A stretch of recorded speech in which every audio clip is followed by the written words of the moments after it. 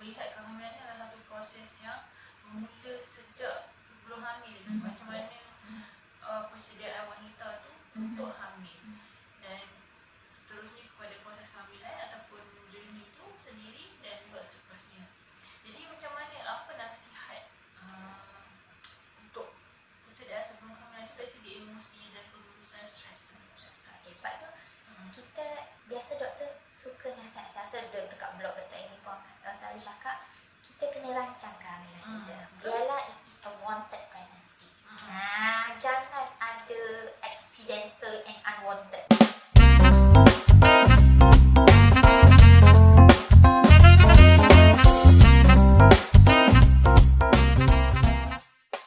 Assalamualaikum warahmatullahi wabarakatuh.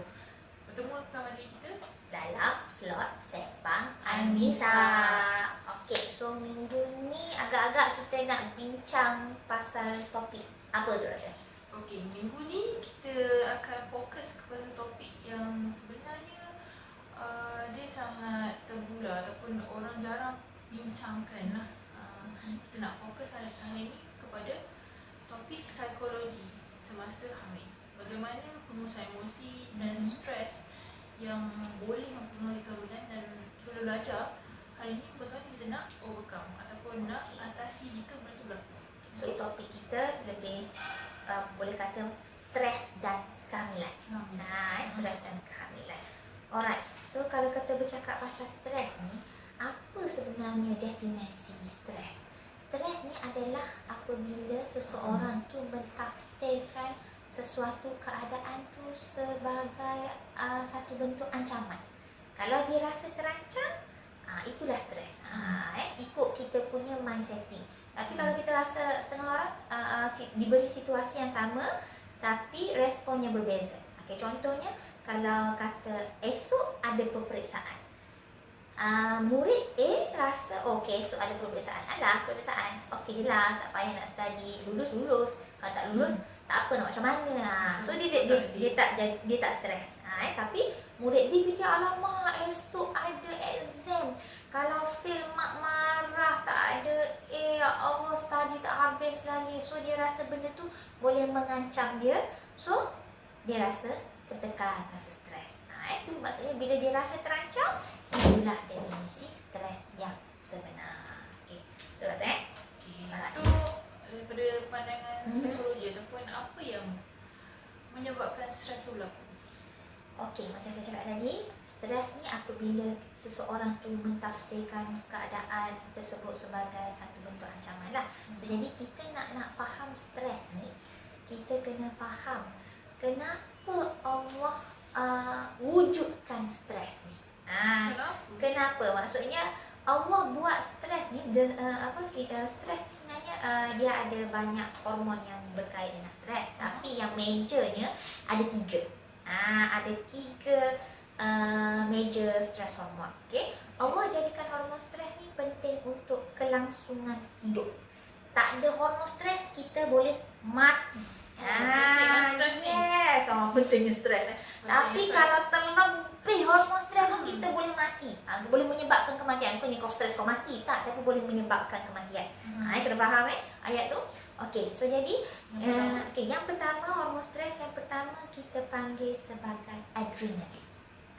Adrenalin ni dia keluar saat kita rasa terancam. Dia macam ni, contohnya satu pagi yang indah, kita decide nak pergi jogging. Lagi seorang-seorang kan, okey. Keluar baru je nak start jogging, tiba-tiba nampak ular. Ada ular. Kan terkejut kan gila. So bila kita nampak ular ni binatang bahaya lah. Terus nampak ular tu terkejut. Bila terkejut tu, adrenalin keluar. Tanda adrenalin ni keluar ialah anak mata membesar. Jantung mengepam lagi. Okey. So start darah rasa ni kan, even dalam severe condition mungkin kita akan start berpeluh. Tu tanda adrenalin keluar. Lepas itulah dipanggil fight on lawan atau lari. Hormon lawan atau lari adrenalin. Okay, and then selepas tu hormon stres yang kedua pula keluar. Hormon stres yang kedua nama dia dia macam Melayu sikit. Ada no kat depan. Noradrenaline. Okay. Adrenalin yang tadi, adrenalin ataupun epinefrin, noradrenalin ataupun norepinefrin. Dia ada no kat depan. Noradrenalin ni bila dia keluar, dia akan menyebabkan pengaliran darah pergi ke tempat yang penting waktu tu. Waktu tu penting kat mana? Dia penting dekat muscle, urat saraf. Sebab tu bila kita stres ni, terkejut ni, urat saraf tegang. Dan darah waktu tu tak pergi ke tempat yang tak penting waktu tu. Tempat tak penting waktu tu ialah di bawah kulit. Sebab tu bila kita stres, kita terkejut, urat saraf semua tegang, kulit nampak pucat. Nampak ular kan? Yes, terkejut. Kenapa pergi bawah urat saraf? Supaya kita ada tenaga, ada energi untuk lawan waktu tu. And then bila kita masih lagi stres, lama selepas tu dia ambil masa sikit, barulah hormon stres yang ketiga pula keluar. Iaitu kortisol. Kortisol ni sangat banyak masalah. Kortisol ni bila dia keluar, dia akan menyebabkan peningkatan aras glukos, aras gula ke dalam darah, dalam bloodstream. Dan seterusnya bloodstream ni bawa gula ni pergi ke otak, supaya otak ni boleh berfikir macam mana cara untuk menyelesaikan masalah waktu tengah stres tu. Tengok cara Allah bagi macam mana, kenapa dia cipta supaya contoh yang tadi saya sambung, saya bagi contoh yang nampak ular kan, bila stres, terkejut, and then noradrenalin pula menyebabkan saya miss one point. Noradrenalin tadi bila dia keluar, dia akan membuatkan badan kita jadi alert, jadi aware. So bila kita alert ni, berhati-hati bila nampak ular tu, kita macam nak bergerak pun takut. Kalau aku bergerak, orang ni boleh patut ke tak? So noradrenalin tu buatkan kita jadi berjaga-jaga. And then kortisol pula keluar. Kortisol bagi idea macam mana nak menghadapi ular ni. Nak lawan ke nak lari? Kalau nak lawan, ada tak kayu dekat situ ke apa-apa nak ketuk ular tu sampai mati? Atau kalau kita nak lari belah mana? Belah sini selamat tak? Belah sini dekat tak dengan dia? Kortisol ni yang bagi idea macam mana nak selesaikan masalah waktu tu. Cantik tak macam mana Allah ni? Kalau lah tak ada 3 hormon ni, kalau tak ada adrenalin, waktu nampak ular tu, nak fikir, ular ni binatang bahaya ke tak? Tengah duk fikir tu, ular tu dah patutlah kita mati dah. Inilah tujuan. Bila kita faham kenapa ada stres hormon ni penting untuk kita, so jadi kita boleh bersedia. Kita boleh tahu bila kita stres. Contohnya, sebagai seorang kawan yang baik, I tengok doktor I ni macam pucat. Doktor, muka nampak pucat lagi stres kan? Ini mesti noradrenalin ni menyebabkan you pucat kan? Kesian dapat anak perempuan, jangan bagi nama noradrenalin dia. So jadi kita bila kita faham yang kita rasa tiba-tiba jantung mengepam aja, aku stres ke? So duduk sekejap, tarik nafas, relax. Sebab kita tak nak kortisol ni pula, bila dia meningkat, dia akan menyebabkan reproduktif hormon merendah. Sebab tu orang yang sentiasa stres, period tak datang. So dia juga akan menyebabkan, bila kortisol ni tinggi, dia akan menyebabkan immunity pun merendah.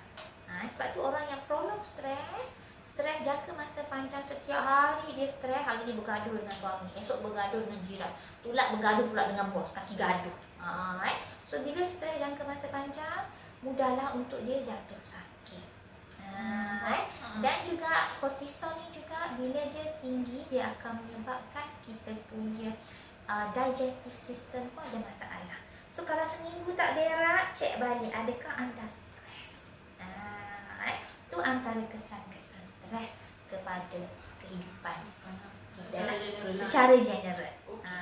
So sekarang ni kalau kita fokus kepada kehamilan kan, saya suka melihat kehamilan ni adalah satu proses yang bermula sejak sebelum hamil. Macam mana persediaan wanita tu untuk hamil, dan seterusnya kepada proses kehamilan ataupun journey tu sendiri dan juga selepasnya. Jadi macam mana, apa nasihat untuk persediaan sebelum kehamilan tu dari segi emosi dan pengurusan stres tu? Sebab tu kita biasa doktor suka nasihat. Saya rasa dekat blog Dr. Amy pun selalu cakap, kita kena rancang kehamilan kita. Biarlah it is a wanted pregnancy. Jangan ada accidental and unwanted. Kalau accidental but wanted is okay.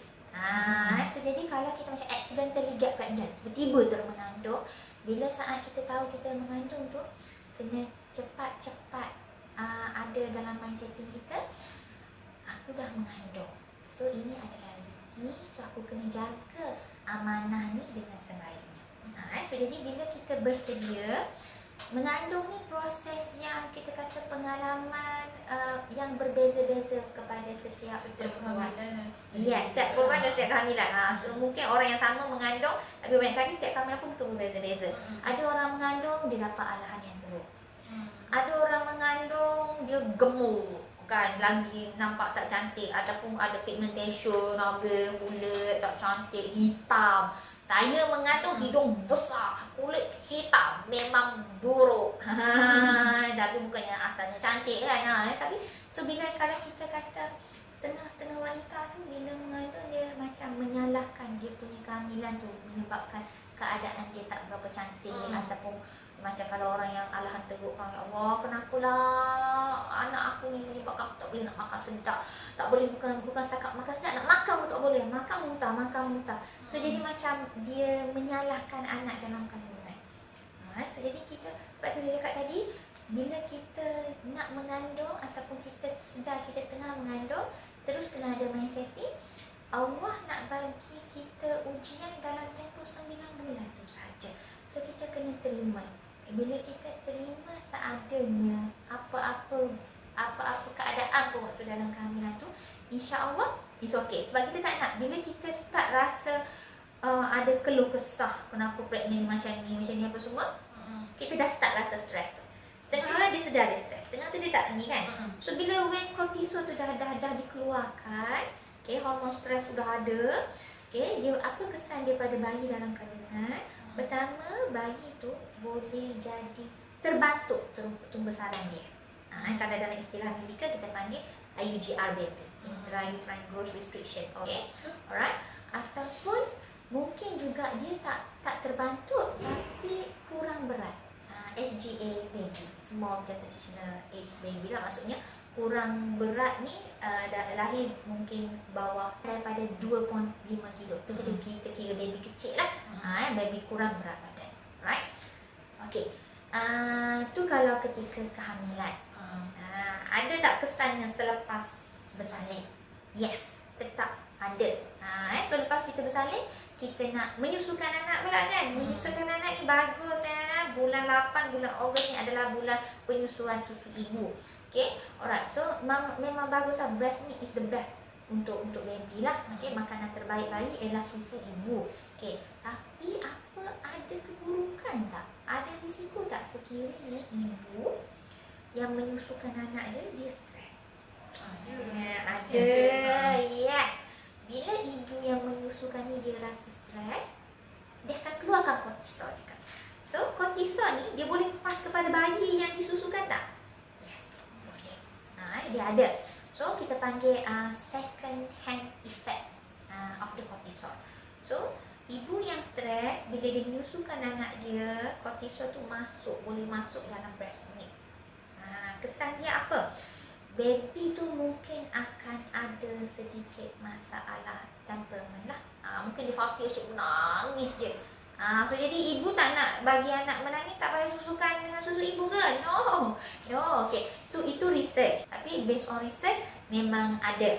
Tapi bila research ni find out, walaupun baby ni ada sedikit temperament issue, tapi di ada good side-nya ialah kan bila kita menyusukan anak, kita akan kita akan peluk macam ni. Kalau you susukan baby, orang boleh buat macam ni lah, letak tangan macam ni. Tapi bila you susukan anak you peluk kan. Okay, you peluk macam ni, you rapat ke dada.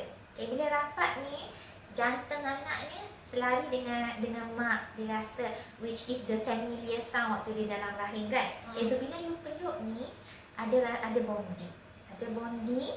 Anak yang disusukan dengan susu ibu, walaupun mak dia stres, dia rasa selamat. So in later development dia tak ada masalah adjustment sangat. Sebabnya dia ada trust pada parent dia, pada mak dia. Dia percaya mak dia sayang dia walaupun mak dia stres. Itu kesannya. Cumanya kita waktu kita kata ibu yang menyusu ni kalau boleh dia happy, satu sebab untuk meningkatkan dia punya milk production, one thing, and satu lagi sebab kita nak anak tu pun happy. Happy mother will produce happy baby. InsyaAllah. And happy family. Ya, betul. Nanti kan anak menangis, mak stres, bapak pun stres macam menangis macam Amak Albab kan. Okay, macam itulah.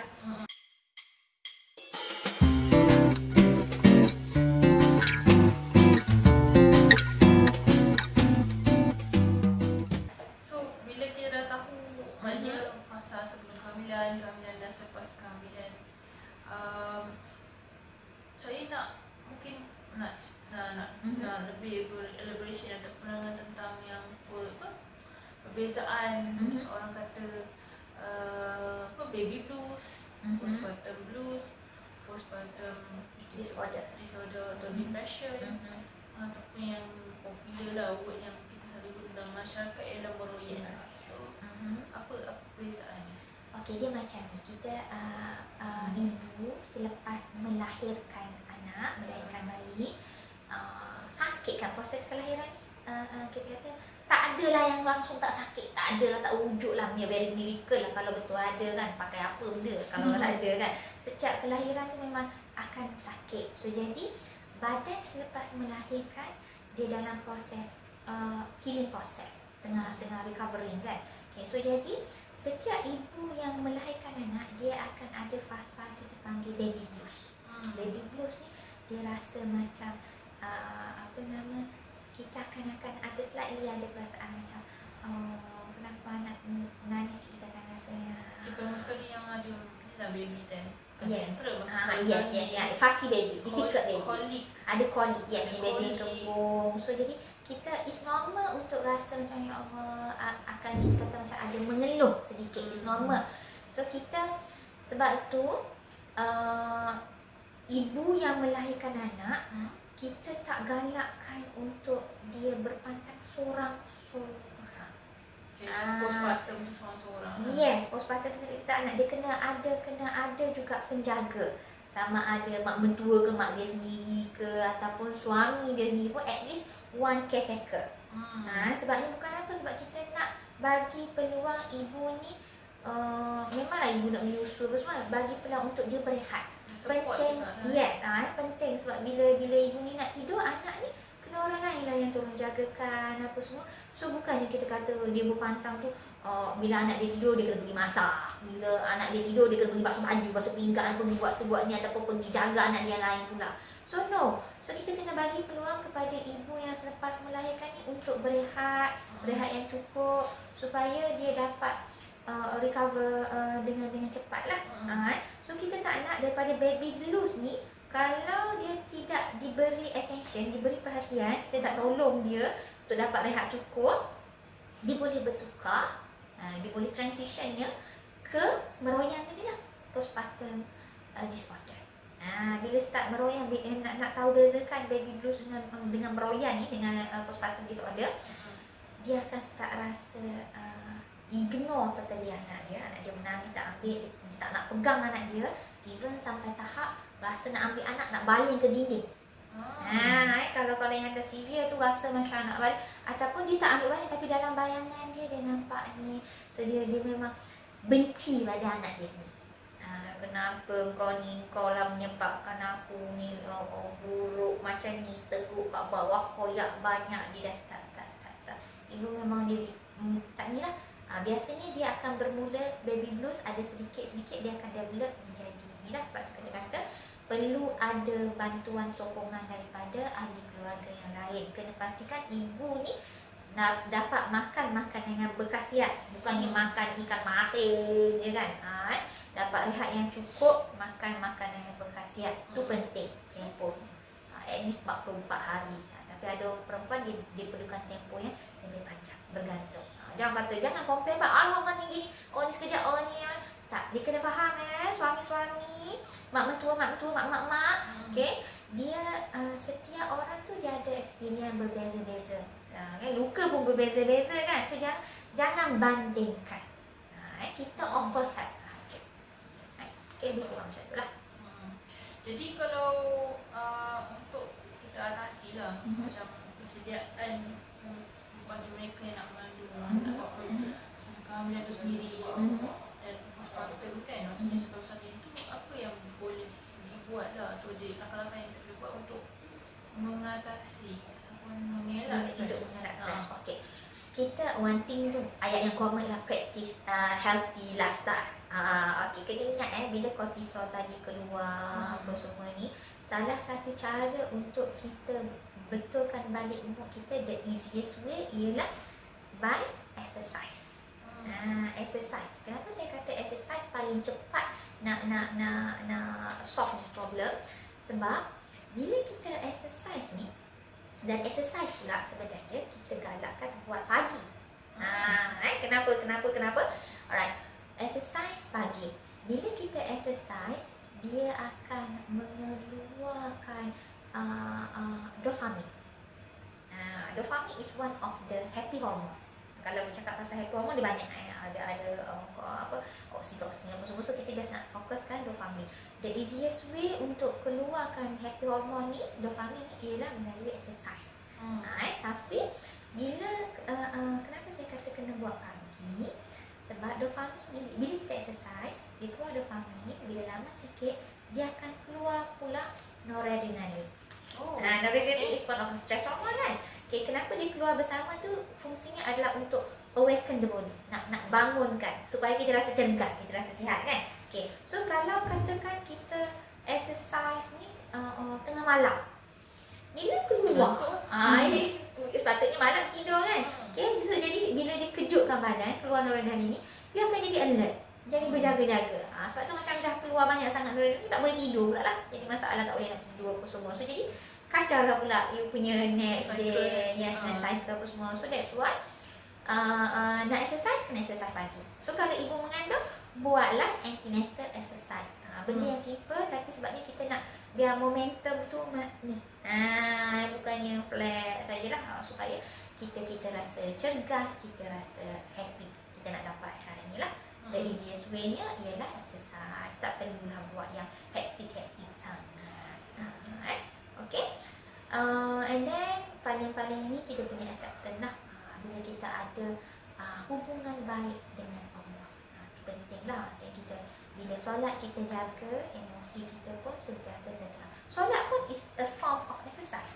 Setiap gerakan solat dia ada fungsi dia. Ada fungsi dia. Sebab tu kita kata bila mengandung boleh banyakkan solat sunat.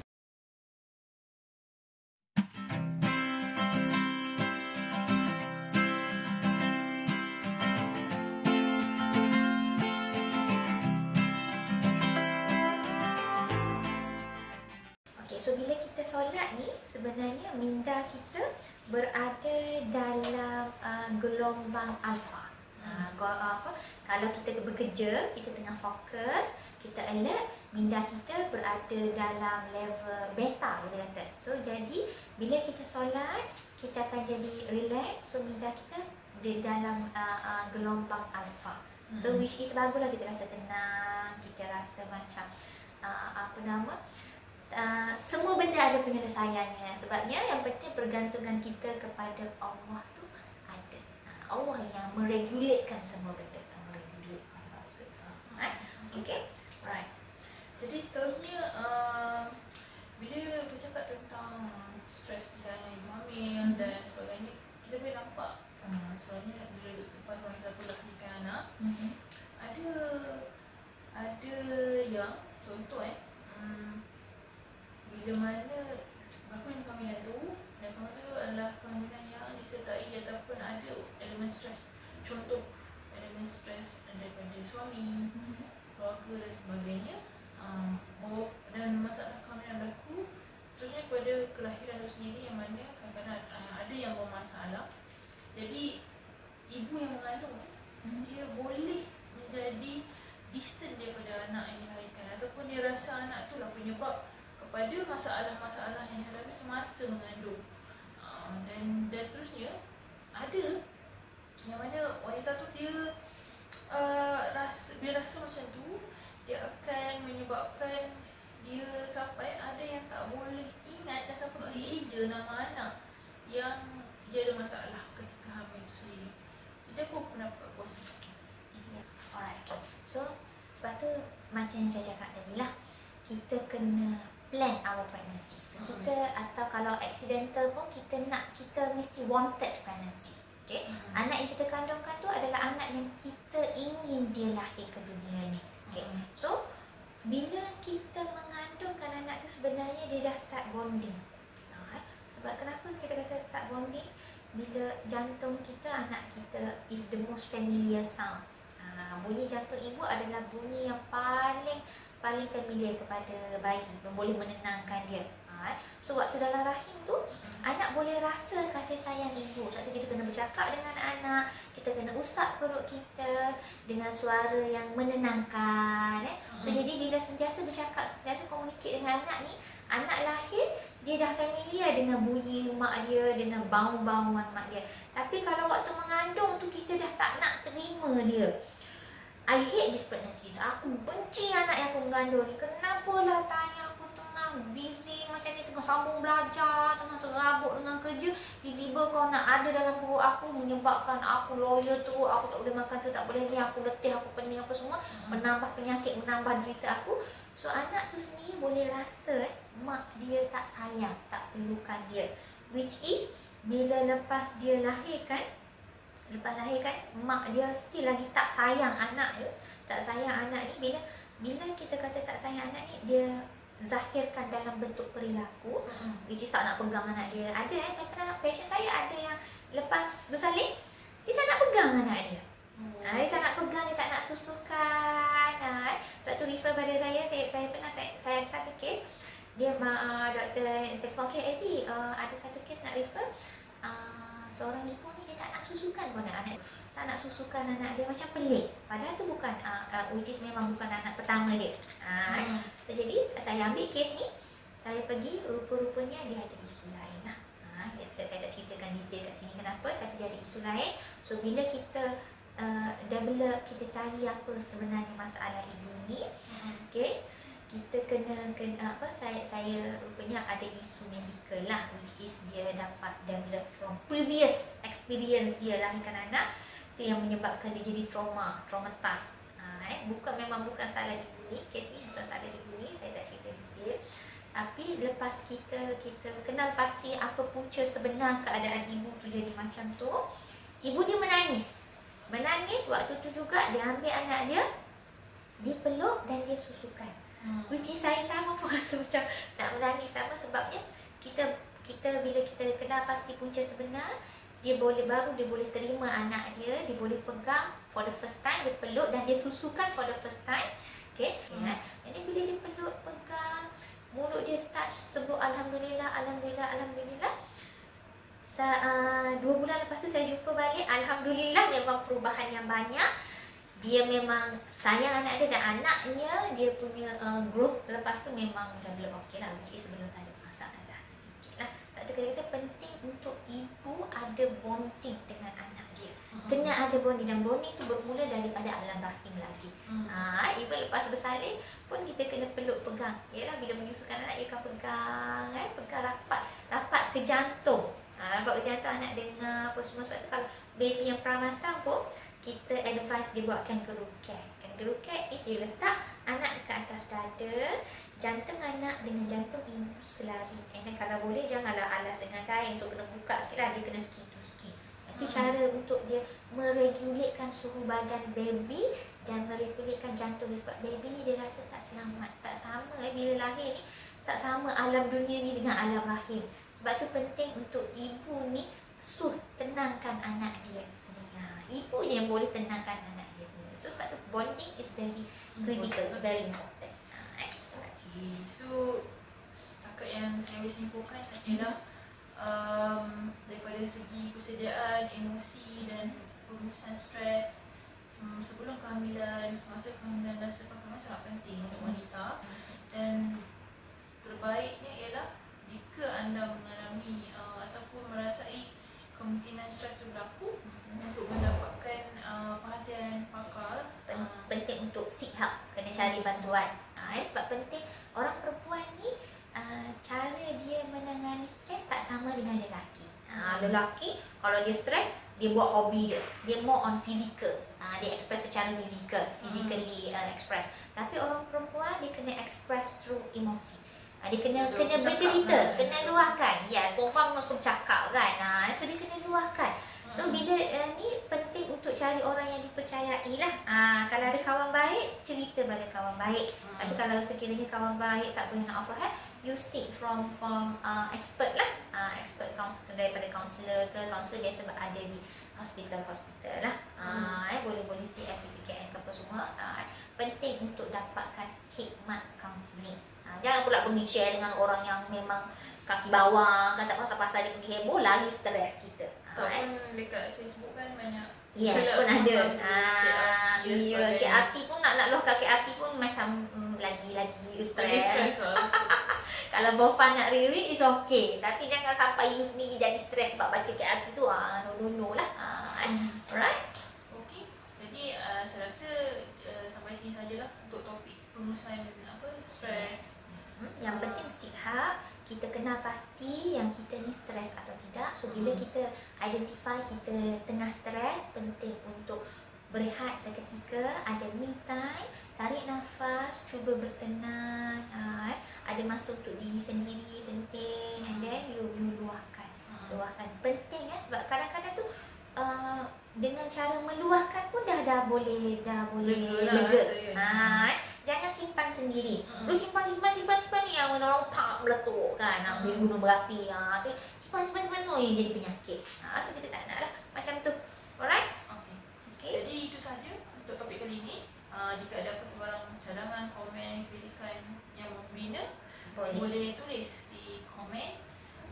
Tak tanya, tak tahu. So, kerana ilmu memang dirimu apa yang terjaga. Especially dalam pengurusan stres seperti ini lah. Jadi itu saja, sehingga berjumpa lagi di sesi minggu depan. Saya Anissa. Wabillahi taufiq wal hidayah. Wassalamualaikum warahmatullahi wabarakatuh. Ila liqa. Ma'assalamah.